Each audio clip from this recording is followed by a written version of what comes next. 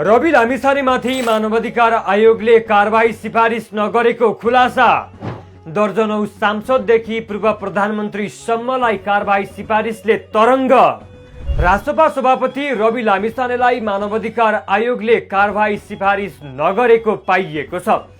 केही समाचार र सामाजिक सञ्जाल पोस्टहरूमा आयोगले रविलाई नै दोषी ठहर गरे झै शीर्षक र प्रस्तुति दिएको भन्दै यतिबेला रासपा समर्थकले आपत्ति जनाइरहेका छन्।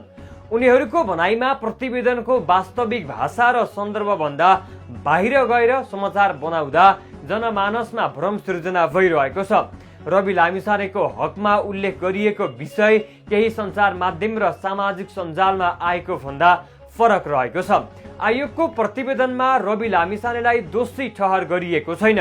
साथै कारागार ऐनको बरखिलाफ कानुन उल्लङ्घन भएको नभएको विषयमा सरकारले नै अनुसन्धान गर्नुपर्ने भनेको छ। साथै जिम्मेवार राजनीतिक व्यक्तिलाई समेत मानवाधिकार परिपालनामा जिम्मेवार बनाउनु पर्दछ र बन्नु पर्दछ भन्ने अवधारणा बमोजिम कारागार र बाल सुधार गृहमा रहेका कैदीबन्दी तथा बाल विज्ञायकर्तालाई कारागार बाहिर पठाउन सहयोगमाथि उल्लेखित अर्थात् अप्रत्यक्ष रूपमा मानवाधिकार उल्लङ्घनको कार्य गरेको उल्लेख गरिएको छ। अब तपाईको घरलाई चाहिने सम्पूर्ण सामान होलसेल मूल्यमा नेपाल टेकमार्ट पेप्सिकोला काठमाडौँ अनलाइनबाट पनि बुकिङ गर्न सक्नुहुनेछ। प्रतिवेदनको सिफारिस खण्डको बुँदा नम्बर 14 मा आयोगले अनुसन्धान समितिले अधिकार क्षेत्रका कारण अनुसन्धान गर्न नसकेका विषयमा थप अनुसन्धान गर्न सरकारलाई सिफारिस गरेको उल्लेख रहेको छ।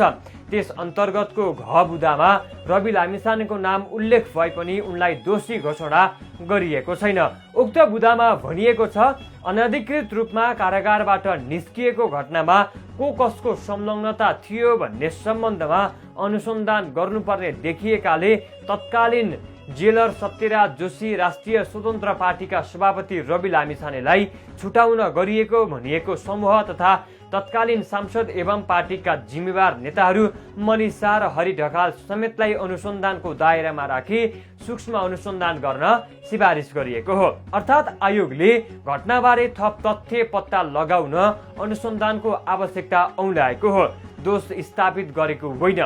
मानवाधिकार आयोगकै प्रतिवेदनको तथ्य र विश्लेषण खण्डनको प्रकरण नम्बर 15 मा पनि रवि लामिछाने कारागारबाट बाहिर निस्किएको घटनामा कसको भूमिका थियो र त्यो कानुन सम्मत थियो कि थिएन भन्ने विश्लेषण गरिएको छ। त्यस बुँदामा भनिएको छ, रवि लामिछानेको सहयोगी र समर्थकको दबावमा रवि लामिछानेलाई छोड्नुपर्छ भन्ने बेहोरा लेखेको पत्रमा डर, त्रास र धम्कीले गर्दा दबावका बीचमा सही छाप भएको हो भन्ने कारागारको प्रशासक जेलरको बयान र कारागारको सुरक्षा गर्न नसक्ने अवस्था देखेको कारण जेलरले मलाई बुलाई पत्र दिई तपाईँ बाहिर गए जेलको सुरक्षा हुन्छ भनी मलाई छोडेको हो भनी रवि लामिछानेले बयान गरेको देखिन्छ। यी दुई बयान एक आपसमा बाजिएको देखियो, तर सही बुँदामा कारागार प्रशासकले आफूले दबावमा उक्त पत्रमा हस्ताक्षर गरेको हो भनी बयानमा उल्लेख गरे पनि सो विषयमा तत्कालै कतै बोलेको वा जानकारी गराएको भन्ने पाइएन भन्ने पनि उल्लेख रहेको छ।